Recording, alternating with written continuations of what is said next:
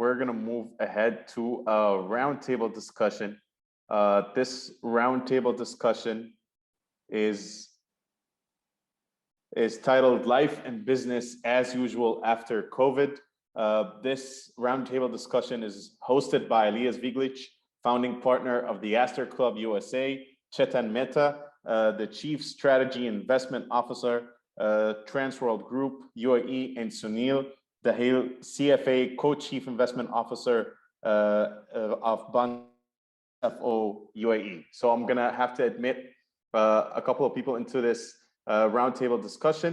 But before we go ahead, this roundtable discussion is gonna go from now up until 3:10 before our next and final panel of the day. Our next and final panel of the day is Urgent Action for Long-Term Success. And it's one hell of a panel that you do not want to miss.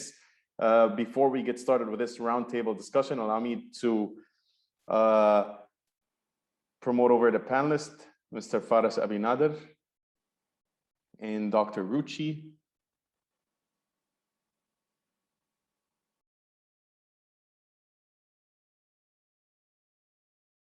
Dr. Ruchi, I saw her right here. It's a bit hard to read. Yes, here she is.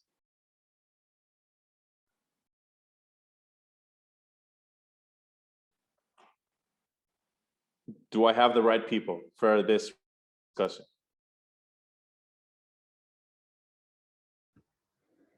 Yes, I do.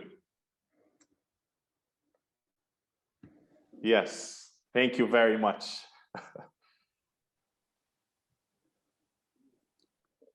Mr. Faris? Yes, how are you? How are you, Mr. Faris? So I'm gonna leave the floor to you. This is your time for the next hour for this roundtable discussion. Good luck. Thank you.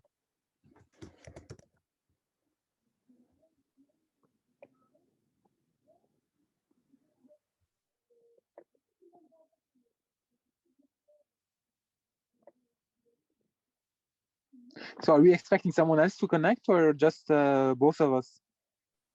No, it's just the both of you for this roundtable discussion. If you want me to turn you on as co-hosts where you can talk to attendees, I'm not sure. You tell me, I'll support you whichever way I want. Whichever way you want, I'm sorry. Yeah, sure. Now, in my opinion, I think that things are already changed a lot because of COVID, and the way we work and has been reshaped in a way where we are rethinking about how to work in the future and how to adapt to this the fact that we are working. The perfect example is how we're doing this session, for example. It's all becoming digital and everything's becoming digital. So I don't know how much we can sustain in the digital world, but I think that things are moving in a very, very, very fast way. And things are moving in a very, I mean, we're not even coping with how things are moving forward. So I think that we need to change our mentality and how things work. And I think that lots of businesses will disappear and lots of businesses will appear.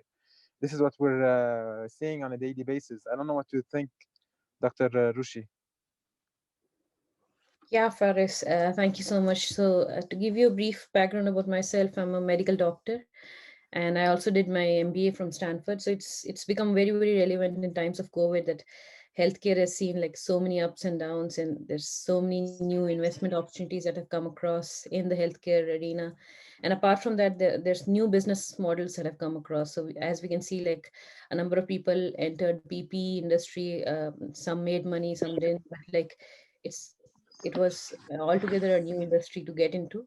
And similarly, like online businesses have taken over. There's been a lot of effect on women on in terms of like the business and like in terms of like work and life balance. So earlier, I can give you a small example of how our company coped up with the changes of COVID-19. Earlier on, when the lockdown was announced, we really didn't know like how to allocate resources to our employees, and like how everybody was asking like, where do I find a small corner in my house to actually set up my workstation? And that was the trouble back then. But these days, like this, the moment you roll out of bed, you're in your workplace, and the moment you want to shut down again, like it's really becoming a little bit chaotic. So I think the need of the hour is to manage work-life balance and see how we can actually Stopper allocate بس time هي to مش ليا the personal. one who's running the session. Okay, you told me that Dr. Ruchi and Faris are supposed to.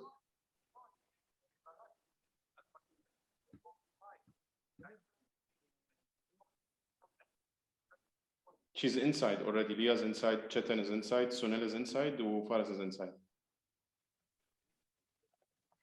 Dr. Ruchi, she's the one talking.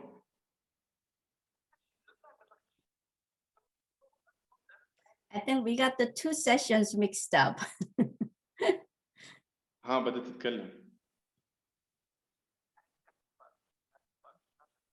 No, I'm not.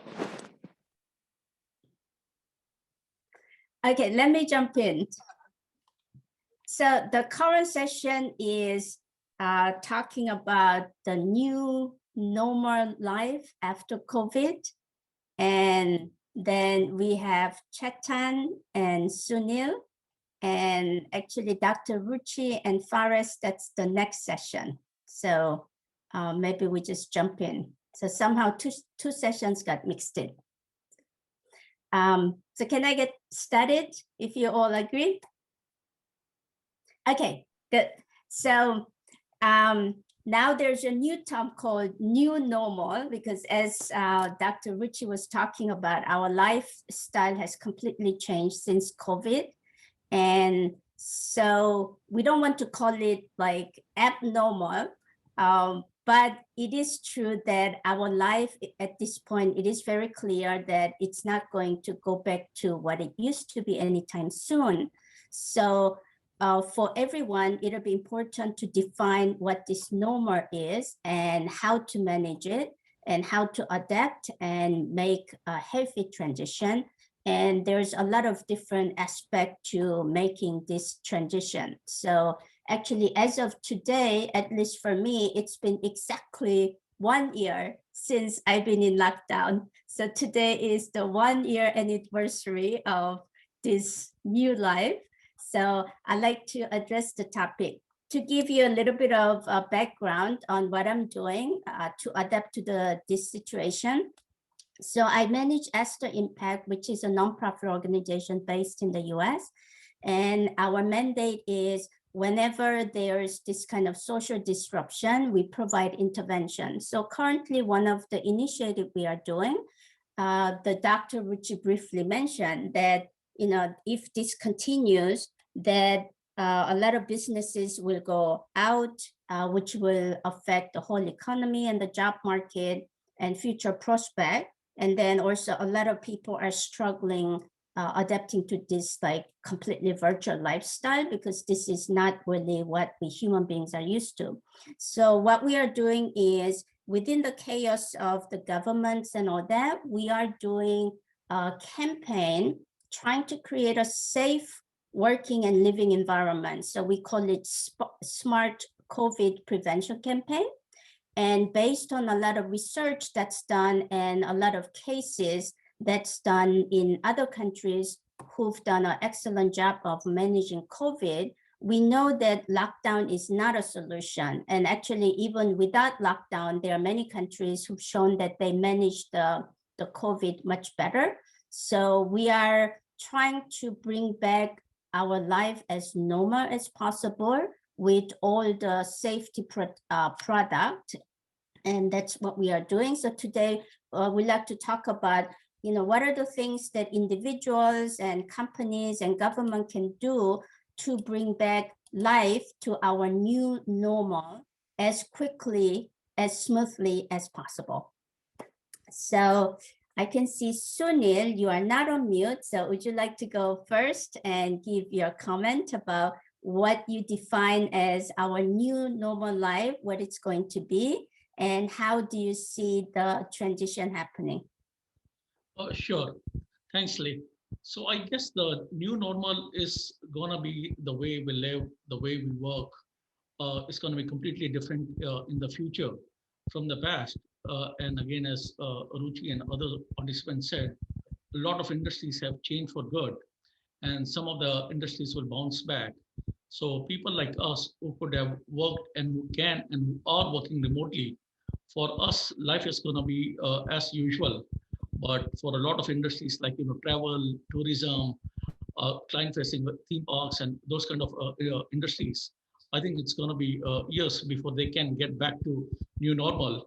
And I guess the governments will have to play quite a big role out here to make sure that these industries need help, and as and when these industries bounce back, they will bounce back in a stronger way, and probably recoup all the lost jobs and all that. So yeah. Okay, well, thank you. So you anticipate, depending on the industry, it might take a while and might need a lot of support. Okay, how about you, Chetan? So would you first define us what you consider new normal, what you envision, and how to make the transition? Right. No, thank you. I think, the new normal is not really anything about being a global issue or a local issue, but I feel, it's more a personal issue, right? I think going forward, as we define the new normal, one has to, really look at one's own priorities. One has to take care of oneself. I think what COVID has taught us, all of us, is how we need to slow down and prioritize our lives.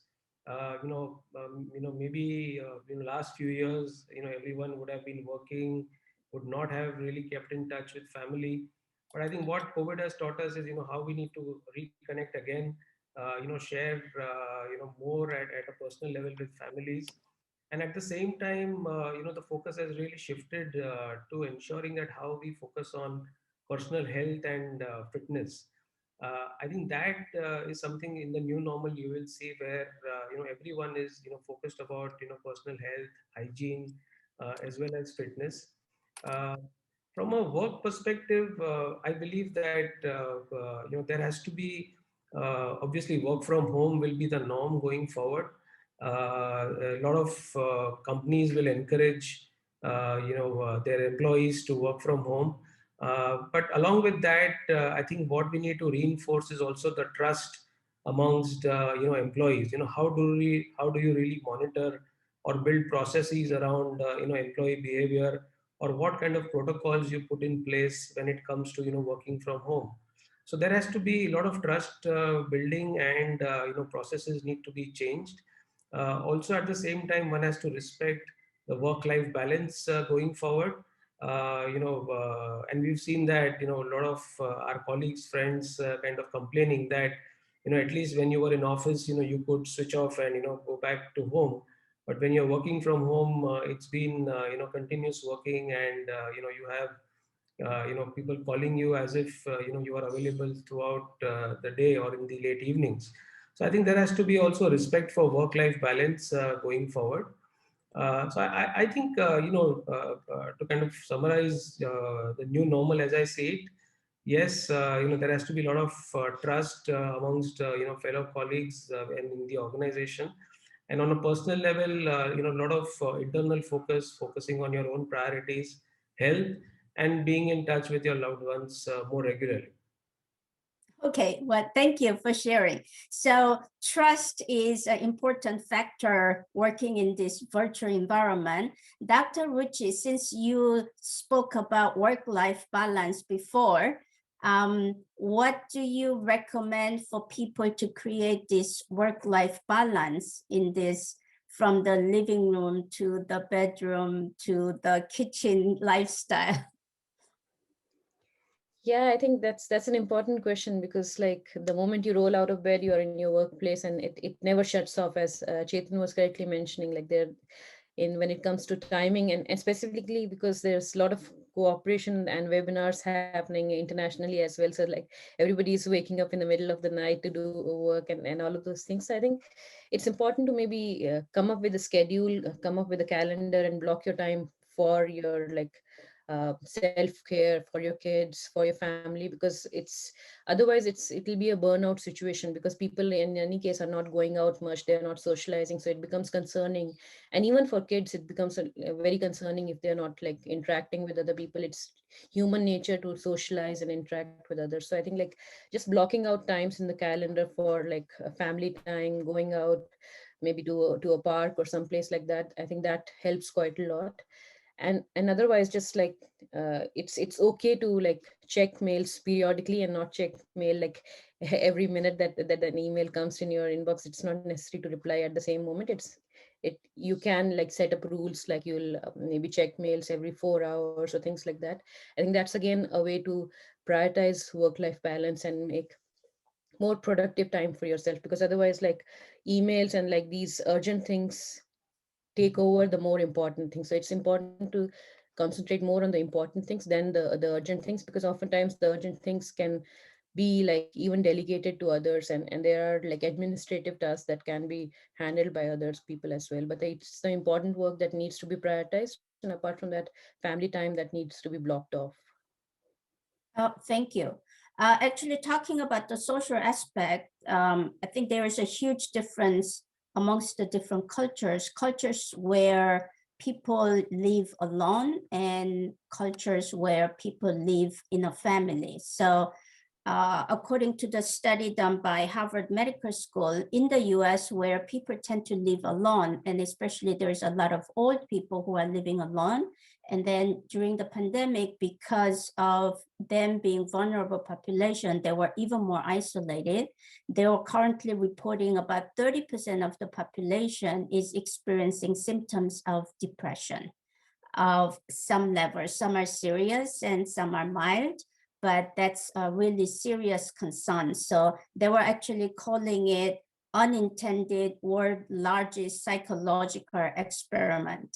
And it is true because we never put this many test subjects in isolation. So it'll be something that we need to really carefully re-examine and figure out how we are going to face it and move forward. How about you, Faris? So from your domain, what do you define as new normal moving forward, and how would you manage the transition into new normal? Well, it's kind of for us. We always wanted to work remotely because it reduced the cost of transportation. But the client always wanted to see you. Now, with the new trend and putting in place a new digital world and everything, it's becoming more and more open to the client and open for us to work remotely. You know, so it's becoming more something that is acceptable by the client. The only thing is how to manage, like you said before, how to manage the work remotely. And this is not easy because when you are in the office, you have the social relation that is important. And without the social relation, it becomes a little bit difficult to work with someone that is working with his family in the background, or his wife next to him, or his dog barking or whatever. So we need to manage all of this, and we're doing our best. We have worked on several best practices that we are trying to implement, and we are managing. So far we are managing. For next year, we're expecting 60% of our work to be remotely, and Okay, 40%. that's significant. Mm-hmm. That's very, very significant. The problem also is that we lost 30% of our current work. 30% has been lost because people don't want to work with you remotely and pay you 1,500 euro per day for expertise. Yeah. You know, so this is Yes. something else also that we have lost. But so far, we are trying to manage all of this, and we're trying to manage this transformation by adapting. And like Darwin said, the best way is to adapt. So we're doing as much as we can. Yeah. Well, recently I was talking to a training company, and actually they are doing very interesting training called virtual quotient. So you know that emotional intelligence and practical intelligence and all those things. And currently, it seems that what we need is virtual intelligence, because interacting people virtually is very different. And also, actually, as far as pointed out, it's a lot more challenging trying to build a relationship virtually. So, for example, my son was complaining, he is a junior in university, and then he told me that very often professor seems to forget that he has an audience and goes into a monologue. So he said that learning is not really effective, and he was actually complaining. So he said that actually whether I attend the lecture or not, it doesn't really matter because it doesn't really help me at all. And I could just read a book or do a research. So I think that kind of thing is happening a lot in our workplace. So there will be a new need to actually upskill people to work in the virtual environment, providing them not just technology tools, but also giving them training and developing virtual intelligence so they can interact much better. So moving forward, so we talked about this kind of virtual work environment and also the changes in the different industries. How do you imagine going back to normal, meaning actually having the face-to-face interaction and opening the business, opening the shops, opening the restaurant? How do you see that happening? Because at some point we need to come out of lockdown.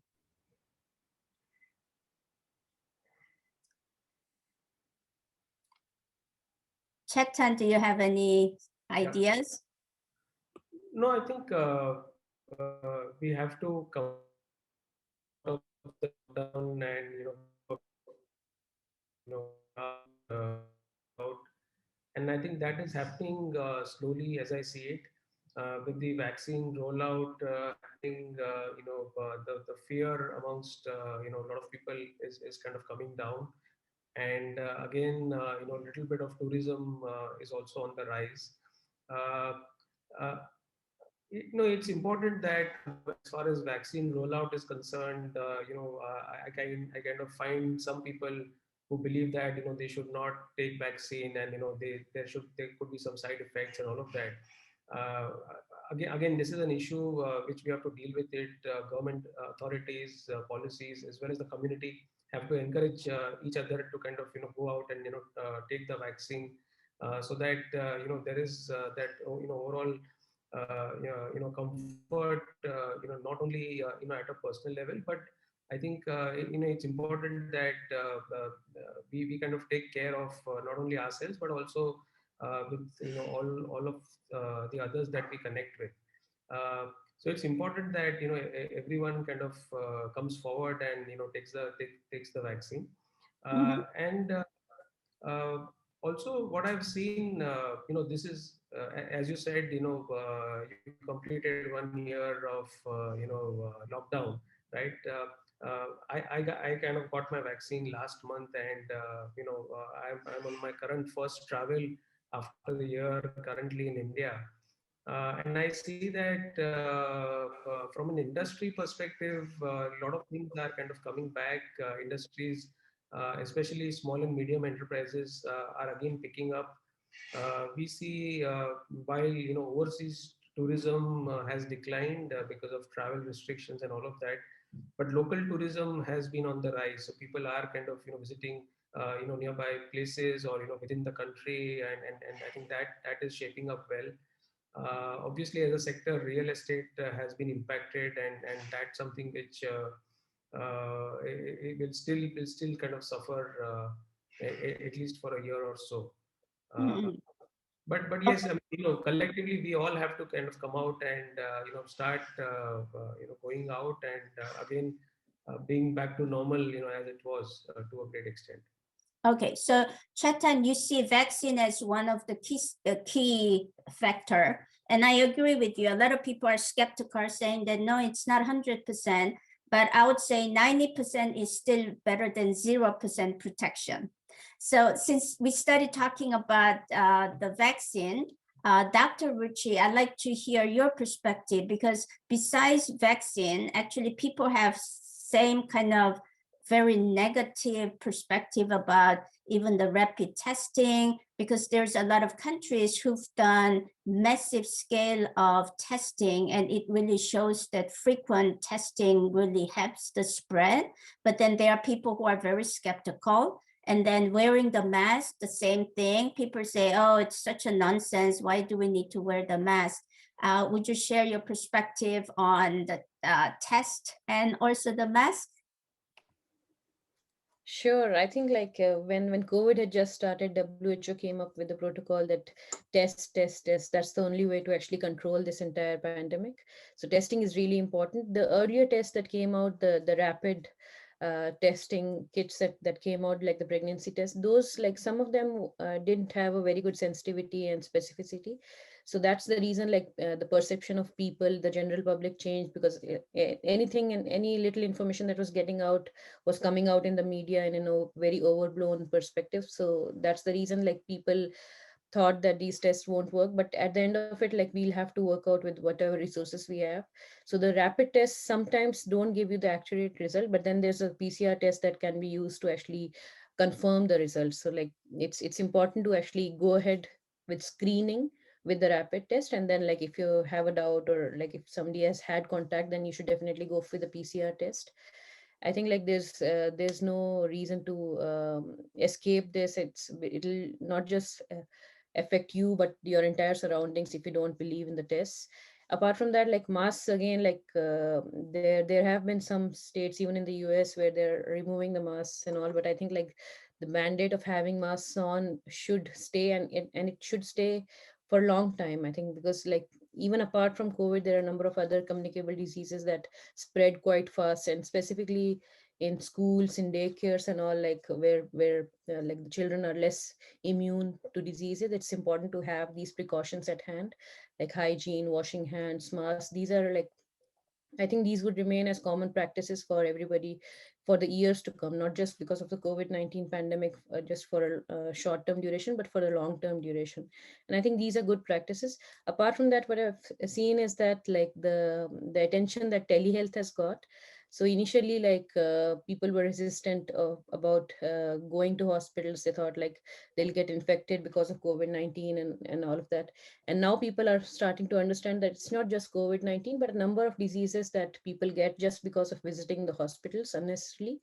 So I think telehealth is here to stay, because like as a doctor, and my family is also full of doctors. So we like if somebody gets sick for a small common cold or cough, then we try to like make them just interact with the doctors over a phone and something like telehealth things, but we avoid sending them to the hospital, because like once you visit a hospital, there are a number of hospital acquired infections that you might get.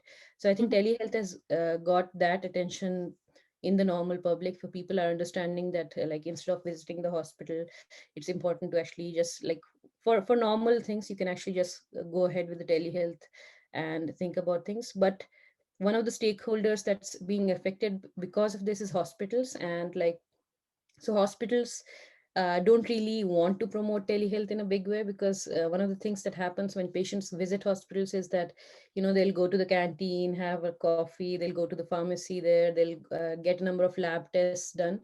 So these are things that have to be considered, because I've seen now that as and when like the COVID cases go down, hospitals try to uh, discourage telehealth, because they want more and more people to visit the hospitals, and because there are a number of industries that are related to that. So I think that's one thing that would take a lot of time for like to get all the stakeholders adopted to telehealth, because like if you don't cover the farmer industry or the canteens and all of that entire ecosystem, then it becomes difficult to just sustain on telehealth. Okay, okay, great. Thank you. So the rapid tests are important, wearing masks are important, and also when needed, going to hospital, that's encouraged. Okay, good. Sunil, so we talked about the social aspect and the vaccine and test and all those things. So from the business owner's perspective, what would be the right, what's the approach that you recommend to bring back the business back to as normal as possible? Well, to begin with, it would all start with the employees and make sure that you're creating a safe place and a safe environment to work. And it wouldn't be a bad idea to start with, getting in a limited number of employees for limited number of working hours, and seeing that how that goes, and gradually, ramping it up. I mean, again, you see cases out here, particularly where they open up in one go and they don't have the good processes and the systems in place, and then again they got to shut down all over again. So I guess it would be a good idea to make sure that the employees are educated, they are disciplined, and they are following the norms that they need to open it up gradually and then scale it up. Okay. Well, one of the things that we at the Astor Impact is doing, as you know, in every country, anything that has to do with COVID is becoming highly political. And once it becomes political, even the minor issue becomes a major issue, and it's very difficult for policymakers to make a decision, because either way they make a decision, there's another party who is upset and protest and argue. So what we feel is it's actually business owners who have more control, because business owners, as long as the top executives agree on uniform way to move forward, then they can implement it. And as Sunil said, there's a ways to create a safe environment. So for example, in the US, currently there's a heated debate that the Office of Health and Safety, they are trying to come up with the guidelines. And then it's becoming such a heated issue because each state, they are coming up with a different argument, different trade unions are coming up with different argument. So I don't think they will be ever able to reach any consensus on what's the safe way to open the offices again. So we strongly feel that the business owners taking charge, that would be the right approach. So the way that we recommend is actually the same topic as we discussed, that whenever possible, vaccinate as many employees as possible, get the rapid testing done as frequently as possible, ask all the employees to wear the proper mask with the proper filtration, not the cheap one, just, the covering for the sake of covering. And then another thing that we recommend, besides frequent hand washing and all that, is air purifier that kills the virus to create a safe environment. And I think with that we can go back to kind of quite close to normal. And then based on the job, that we can create a balance between some virtual work and the non-virtual work. As Faris pointed out, any work that requires people interaction and very good communication skills, it's proven that it's not effective working virtually. And then it is proven that actually people who are doing highly technical focused work, they are highly productive working virtually. So managing a balance, determining what workforce should be working virtually and what are the workforce that should be working in the office, that would be also a critical decision to make. So do you have any other suggestions how we can make the transition going back to our life that we used to have?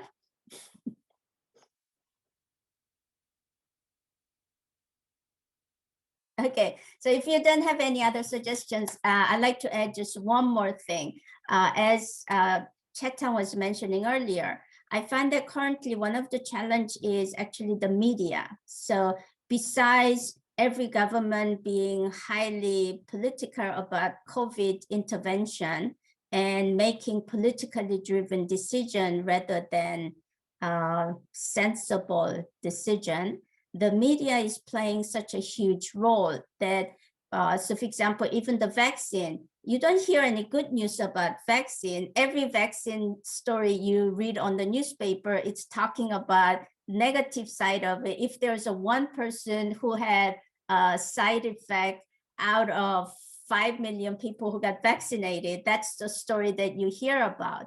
And so I think we have to be very mindful how we filter the information and not having that kind of overblown negative perception of the issue, but look at it with a reasonable mind that, yes, that was 1 out of a million. What's the chances of me being that 1 out of million?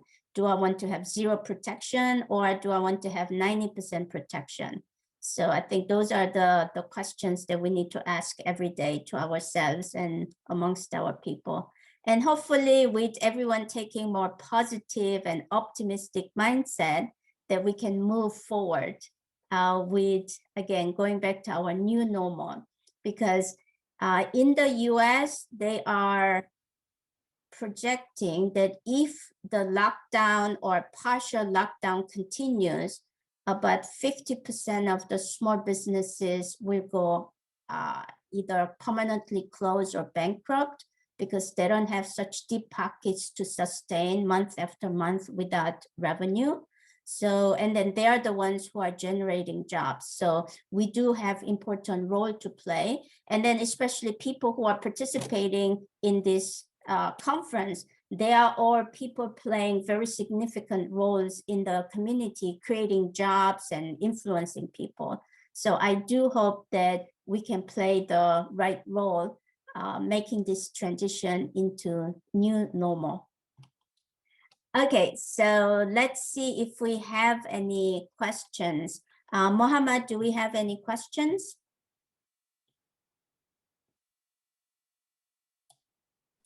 Yes, I'm right here.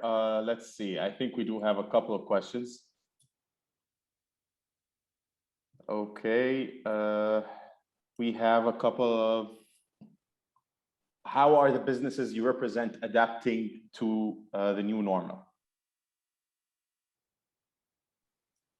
The businesses that, so question is directed to me? Yes. Oh. Or the other panelists as well. Okay. Well, I was started. So at the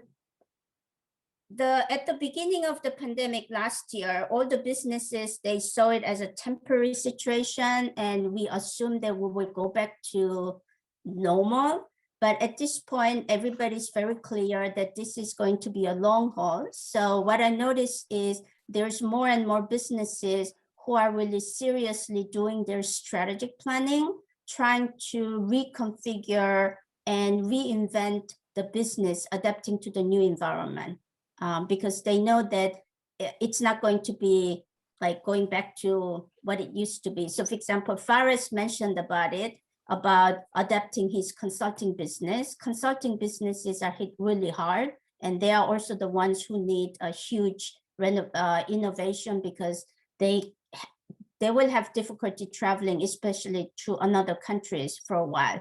So actually, Faris, would you like to talk about how you are planning to reinvent your business in this new world? We are actually adapting by investing into technology. So we're creating some kind of digital framework, which is an environment, a virtual environment that connects everyone. So in the morning, whenever a consultant or a person will connect, he will see everyone connected next to him. So we're trying to create this environment, and we're investing into technology. This is the most important thing, I think. Plus, there's digital transformation that needs to be taken into consideration. So, lots of training, lots of connection with the consultants to make them feel that we are still there. So, this is the way we're moving forward. Okay, great, thank you. Actually, my personal recommendation, you know that I don't know who said that. I think it was Einstein who said that you cannot solve a problem with the same mindset that created the problem. So I find that this is the time to really talk to outsiders who can really help you to broaden your mindset. Because typically family businesses have a tendency that, you know, they internally have a discussion with the same people and they do their strategy. and they are a lot more reluctant to work with a consultant compared to multinational companies whose norm is always having outside consultant coming in and helping them. I would recommend this is really the time that family business invest money in having outsider come in and help them to look at their strategy, because they do need really a different thinking. And then also same with the training. Budget is tight because business is not going well, but unless you invest in people, it's going to be very difficult to grow the business. So I would highly recommend.